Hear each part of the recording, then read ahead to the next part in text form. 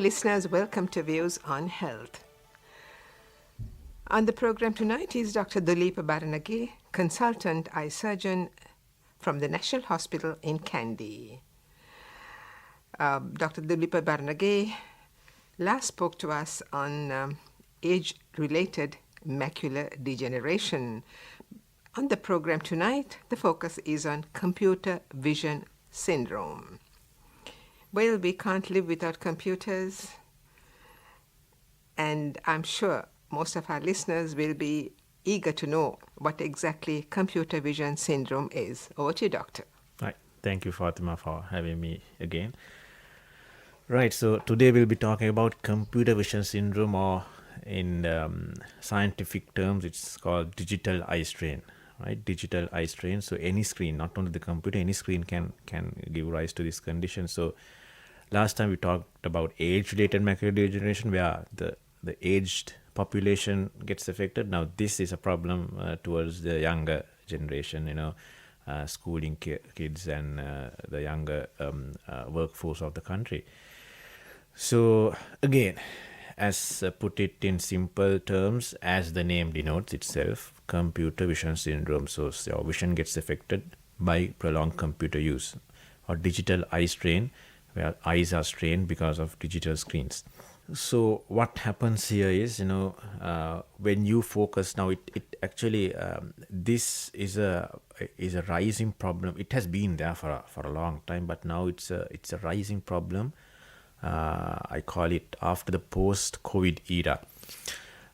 Why? Because since COVID, lots of online classes came into play, and then of course all the students, university students, school children, and of course people start working from home. Computer screens came into the mainstream, and then this actually surfaced much more. So now we see, every clinic we see at least one patient coming with this condition.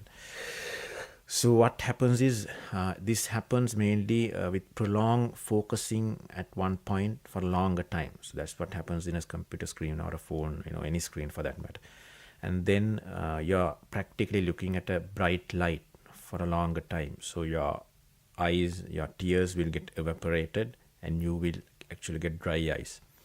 And then your blinking rate also goes down. You're focused at something for a long time, and the brightness of the screen also, worsens thing. So you're, again, with the lower blinking rate, your tears gets evaporated much quicker, and they do not replenish very soon.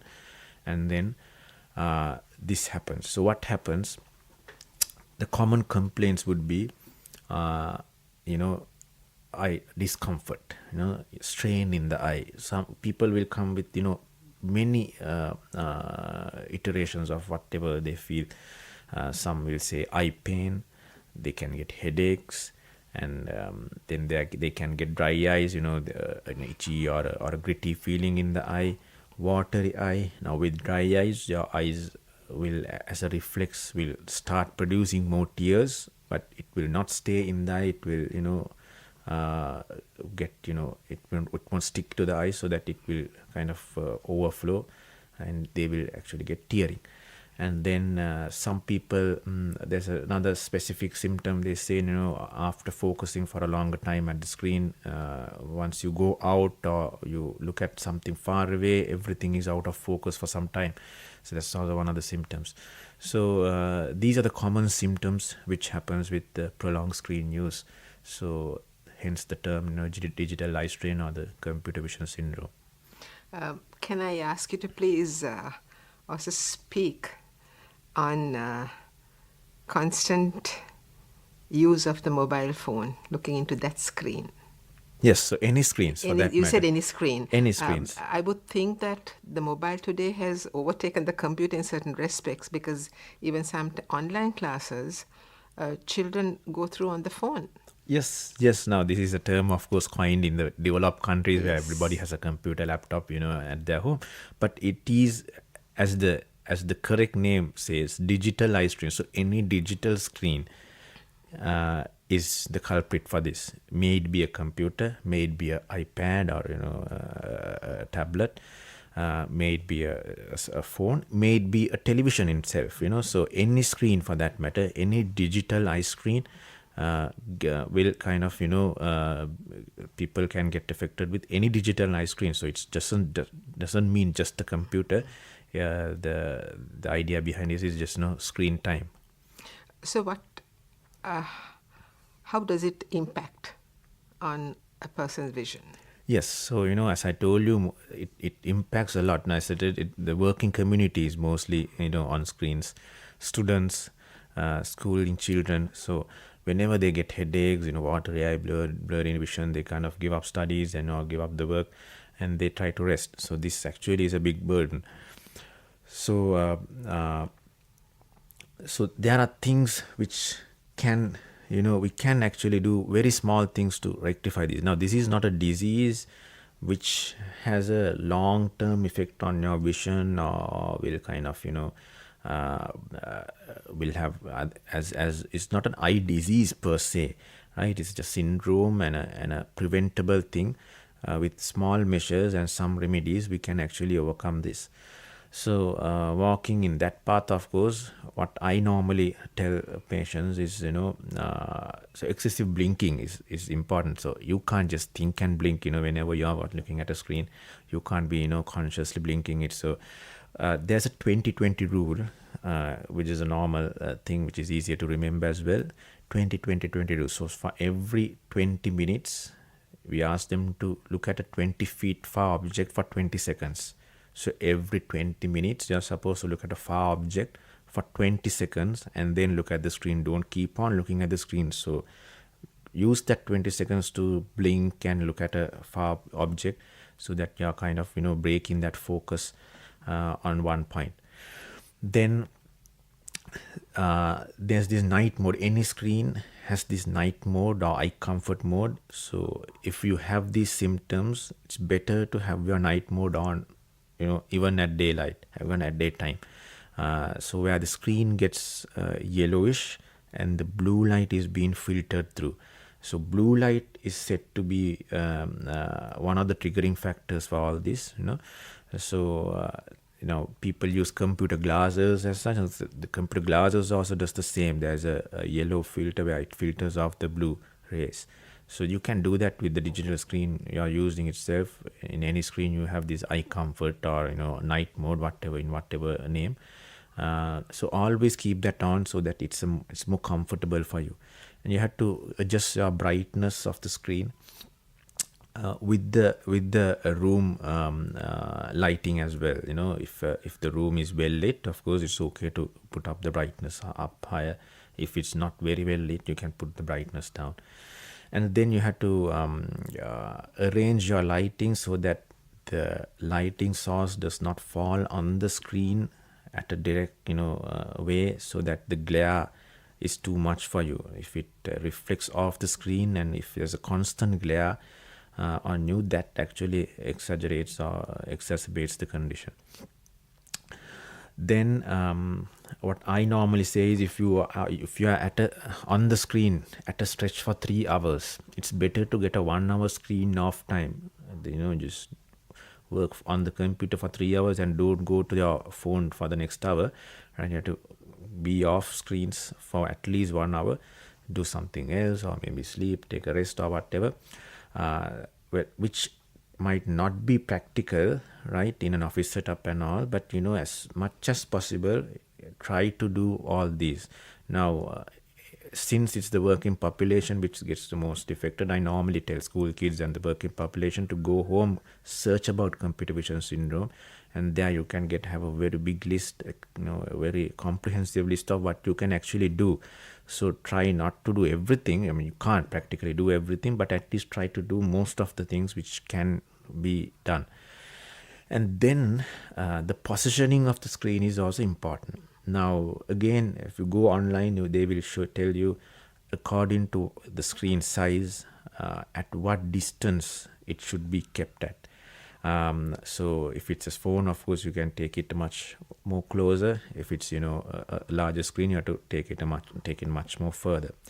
And then positioning your screen so that now if it's a computer, the top border should be at your eye level. So you're practically looking at the screen at a downward glance, right? So that helps in the posture and prevents the neck pain and the head pain as well. Now, as we see in officers, in this office, of course, I see the screens are properly placed, but in most offices, these they have big screens, and you have to look up at the screen in order to see them. So that is actually not very ergonomic. That actually gives rise to this strain much more earlier. So always you have to look down at the screen, not look up at the screen. So those are some of the remedies we can go through. And then, of course, as I told you, now it takes a bit of time to get accustomed to all this. So until such time, if you go see an eye surgeon, the eye surgeon will, of course, prescribe you a dry eye disease, a dry eye remedy or dry eye drop, which is a very innocuous drop. You can use it anytime you want. And most of the dry eye drops or the eye treatment drops we use are very harmless. You can use it every 2 minutes for 10-20 years. Nothing will happen to the eye. It just keeps the eye wet. So we always, most of the time, give a tear drop to be used until such time you get accustomed to all that maneuvers I was talking about. So if you can stop the drop after some time, maybe 1 month or 2 months, and then stop it and see. But if it keeps on coming, it's always handy to keep it in your pocket. Whenever you feel a bit of discomfort, pop in a drop in your eye, both eyes, keep your eye closed for 1 minute or so, and then go about with your work. You will feel a bit of a relief. So constant use of any screen will impact on the sight. Yes, now that is a common problem. Now it impacts one, computer vision in the digital eye strain, and then we see a lot of myopes these days. Below 7 years, we see a big population being myopic. Myopic is short-sightedness, right?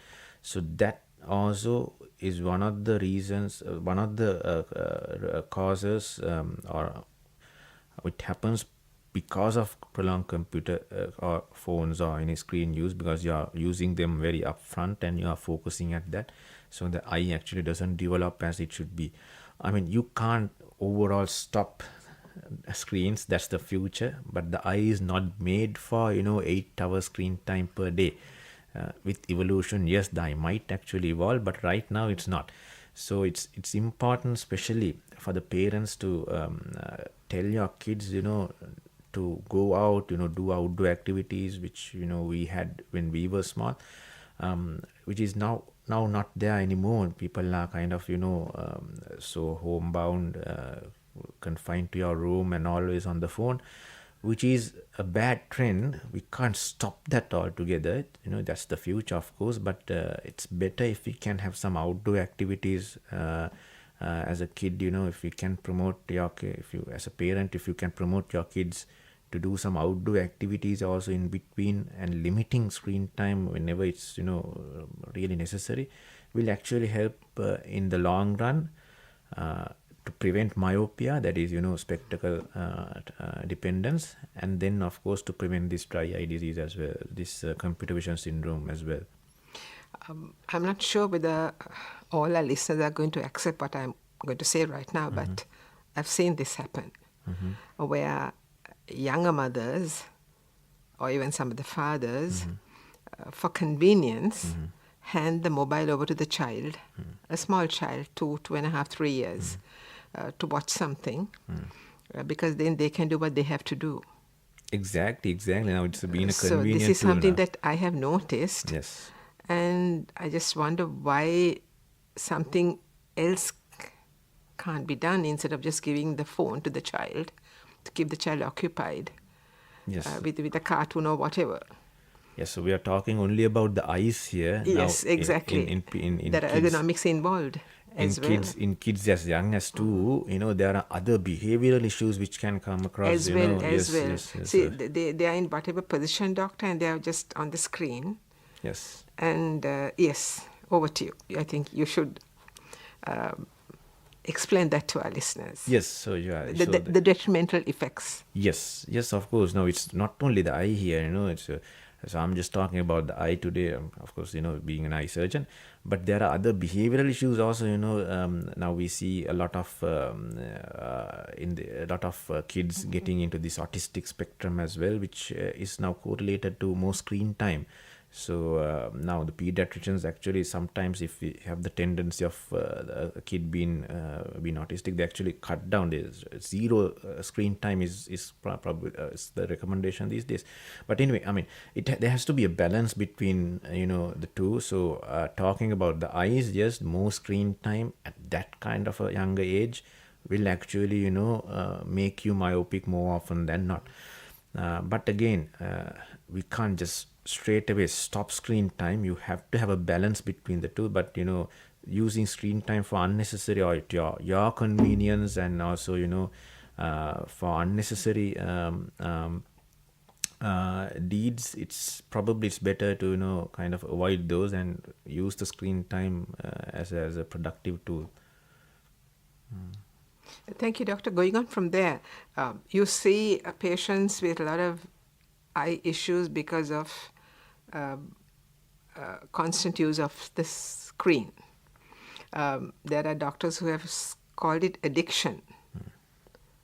Yes. It is almost an addiction with some. Yes. The fact that you're working is one thing, that's necessity. But at the end of the day, then you got to switch off, meaning now give your eyes a rest, do other things. But then you come home, another form of relaxation is to watch TV or to be on the phone and watching something on the phone, not just speaking on a mobile phone. Yes. I'm talking about looking at the screen. Yeah. So in the long term, obviously, it's going to affect vision. Yes. So as I told you, the eyes are not made for 8 hours of screen time. Now the tendency is, yes, you go work on a screen for 8 hours a day, you come home and again resort to a screen for the next 8 hours, and just you give up screens only during your sleeping hours, which is not recommended at all. So that's the thing, it's hard to say this is right, this is wrong. We have to adapt ourselves according to and of course there are lots of other issues which comes into play, of course. But yeah, so knowing that screens can actually give you eye problems and other problems as well, having that awareness will actually cut down on your unnecessary screen time.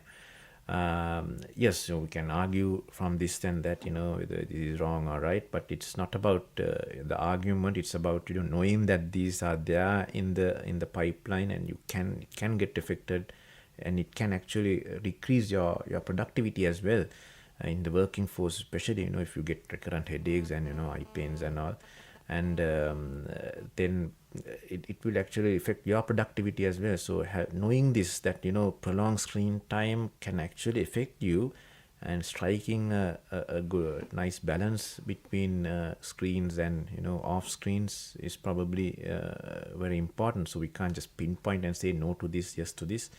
You have to get yourself sorted. And I forgot to mention, now those who have computer vision, the first thing we check is your vision. You can have refractive errors, and if you have a refractive error and you're not using glasses, can actually aggravate the thing much more, because you're at a stress anyway.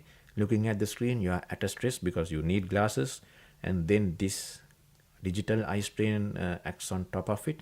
So again, that it will add on to what is already there.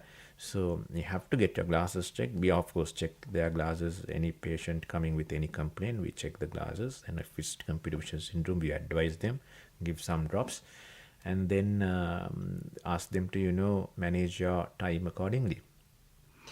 Doctor, once a problem sets in, when they are young, they are on it all the time, and then once they slow down, anyway, a problem has already set in the eyes. Yeah, so through constant use, the strain on the eyes, and it impacts on your vision.